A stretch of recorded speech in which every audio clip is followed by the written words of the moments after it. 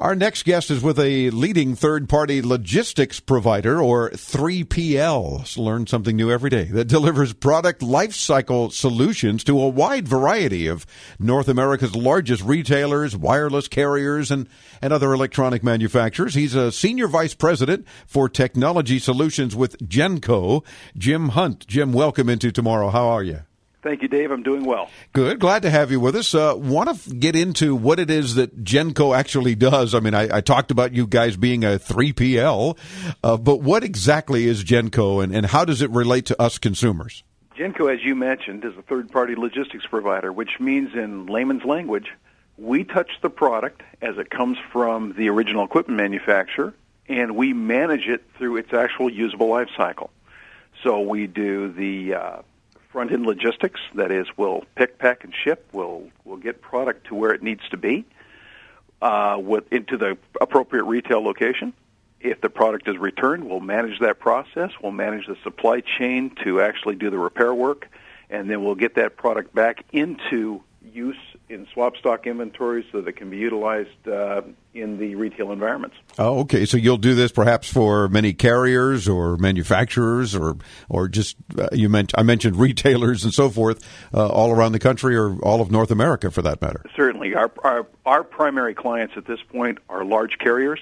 We also deal with the OEMs. We have some big box retail clients as well, but in that case, it's almost exclusively mobility focused.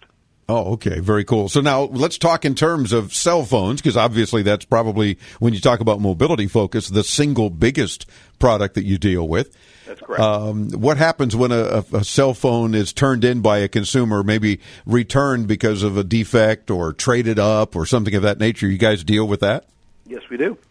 There are a number of what we're calling buyback programs going on throughout the country at this point with a number of OEMs. And those are being sponsored, obviously, through the carriers. And that product finds its way to and through us through a couple of different avenues.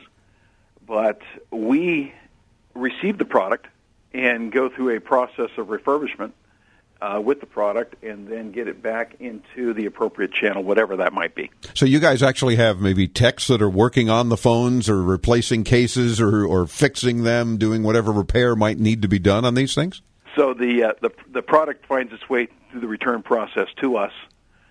We then do a triage process to determine whether or not it actually is broken. And a high percentage of those phones are not. It's in the industry trade referred to as no fault found or no trouble found phones. And those we do a cosmetic enhancement and actually put them back into the swap stock inventory process. So do your folks ever get back to the customer or your customer to let their customer know that there was nothing wrong with it, and maybe they need to give back some trade-in money or something? Or is that at that point?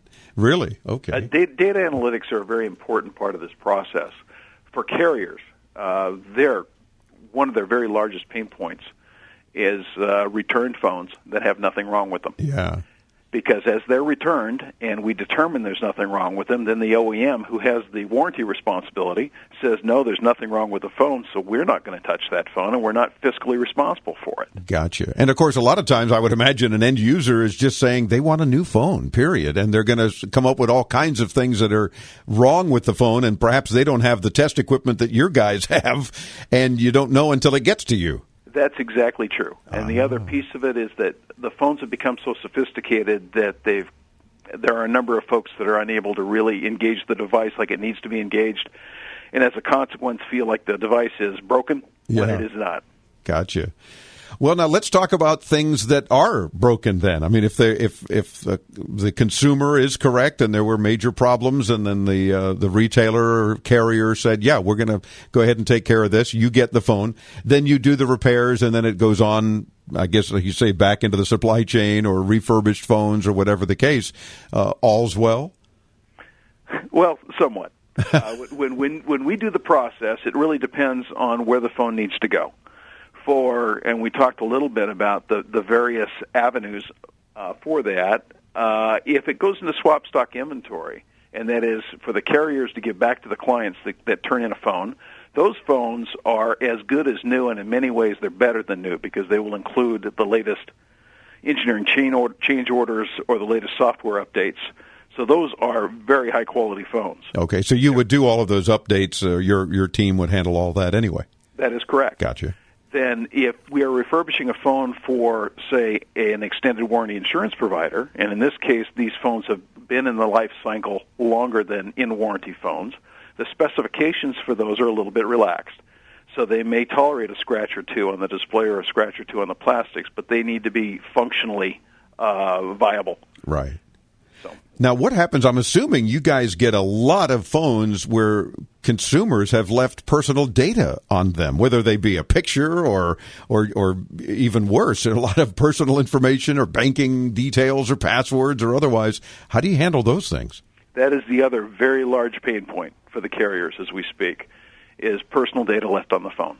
And we found in more recent technologies that just doing a simple factory refresh does not necessarily clear all the information that's on the phone. Oh, really? It does not. Whoa. And so many of us have gone to work to develop more sophisticated tools that allow us to go in and probe and detect information that may be left on that phone.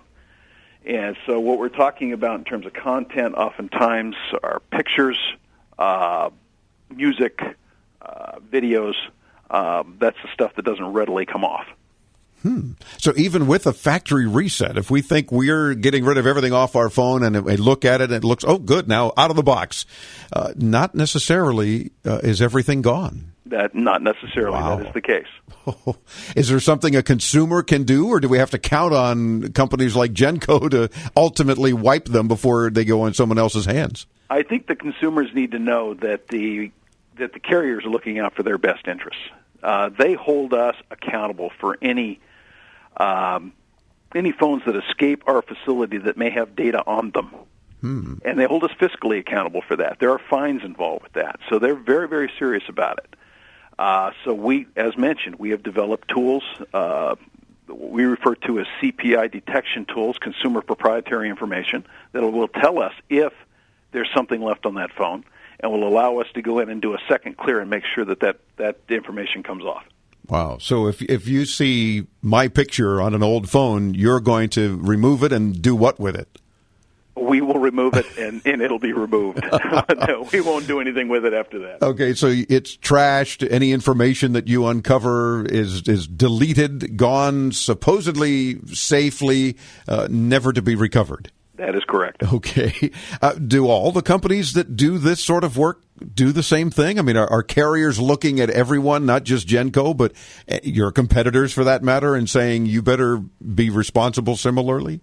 Most assuredly. We're all held to the same standard. Okay. Well, then that's encouraging. Maybe there is some hope knowing that our phones are getting into other people's hands. It's one thing, I guess, if you're handing it down to one of your kids or something of that nature, you still want to try to get all your stuff off it, I hope. But by the same token, if it's going to go to somebody totally different, you don't need them having any of your personal information. So. That is correct. And I do. There's a caveat there, and I think it's important to note that these phones that are returned through a legitimate 3PL will get processed and treated in a very proprietary way.